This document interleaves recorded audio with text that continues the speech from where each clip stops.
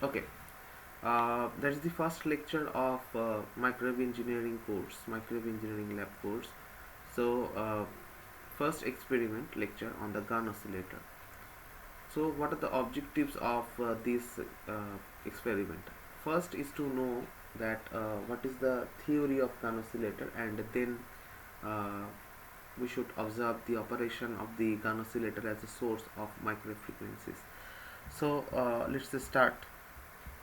First of all, just see there is a side view of epitaxial gallium arsenide gun semiconductor.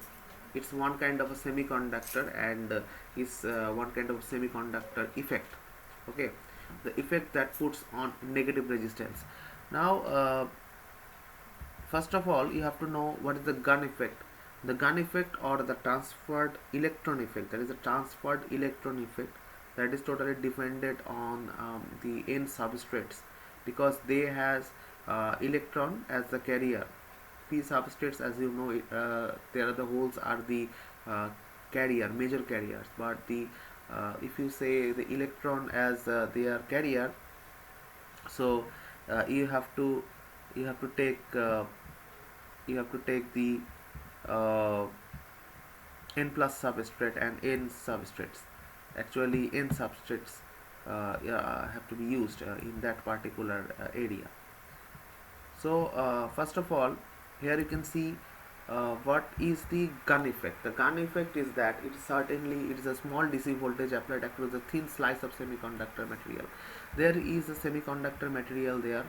The thin slice of a semiconductor material, that means the 5 micrometer n channel layer has been used here in that particular part, and there are 50 micrometer of depth of an n plus substrate has been used in the another side, and for the epitaxial part, that for this connection, this junction that creates the negative resistance under certain conditions, that Gunn used in this case in gallium arsenide and indium phosphide.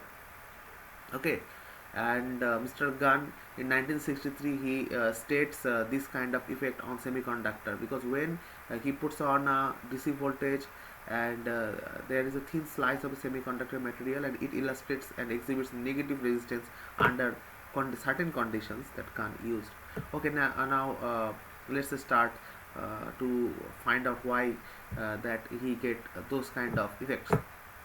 One of the requirements in maintaining the negative resistance state, that means that has been used by Mr. Gunn in the semiconductor material, is to keep the voltage gradient across the material over 3000 volt per centimeter. That means the voltage gradient or the applied voltage will have to be larger than uh, any other conditions. That means 3000 volt per centimeter. That means each part of the length, that means per length voltage should have to be raised to 3000 volt. The most appropriate tuned circuit to be connected to semiconductors for microwave frequency is a tuned cavity. That means this kind of Gunn oscillators and Gunn effects has been quite used in the tuned cavity or cavity resonator part. So here you can see there is the side view of epitaxial gallium arsenide Gunn semiconductor.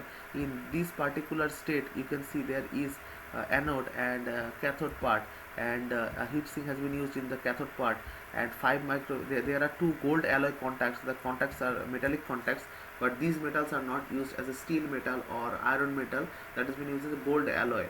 Okay, and there are active N layer and N plus substrate. They has been used to create this particular semiconductor effect.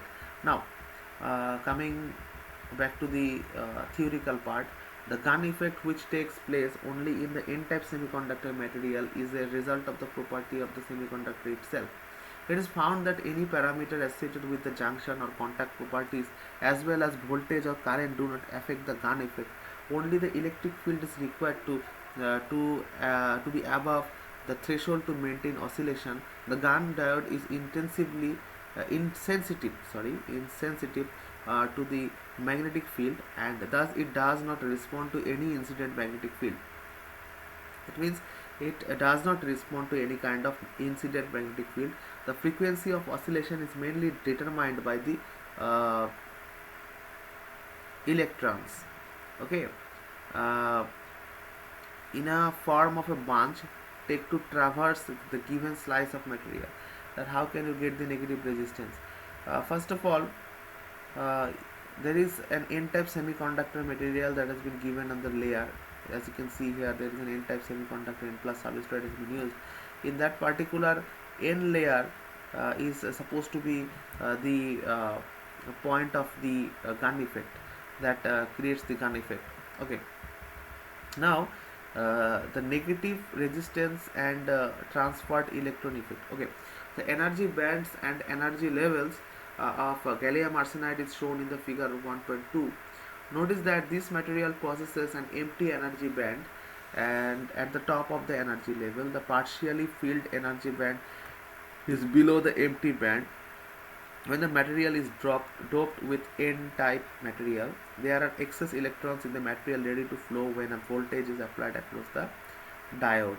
Okay, when a voltage is applied across the diode, there are excess electrons in the material ready to flow. That means there are, as you can see in that particular picture, in the previous figure, there are two n-type materials. First of all, that is an n substrate, and then that has been used here the n layer. So in that particular portion, uh, we have to see the different energy levels of gallium arsenide Gunn diode. So there are empty energy band gap. There is a narrow forbidden energy band gap. There is a partially filled energy band gap. There is a forbidden energy gap and filled energy band and other energy band gaps below. These band gaps are known as the effect of the electrons, that how much electron that it flows and how much electrons that has been excited due to the external voltage. Now the current flowing in the diode is proportional to the voltage. As we know that current flowing to the diode is proportional to the voltage, and the current is oriented toward the positive end of the gallium arsenide. Positive end means the cathode part. The situation of the higher the voltage, the larger the current is equivalent to the positive resistance. However, when the level of the applied voltage reaches a sufficiently high value, electrons instead of trying to travel even faster, that means when the voltage has been increasing, the electrons will try to flow faster and transfer to the higher energy band, which is empty and less mobile. As a result, the current flow decreases and exhibits negative resistance phenomenon. That means at a certain time, the current flow is not, it decreases at certain time, and but the because there is a high level of electron that has been flow through to it, the surface has been fully filled up with the electrons, and that exhibits the negative resistance phenomenon. How that become the negative resistance phenomenon? Just think about a resistance.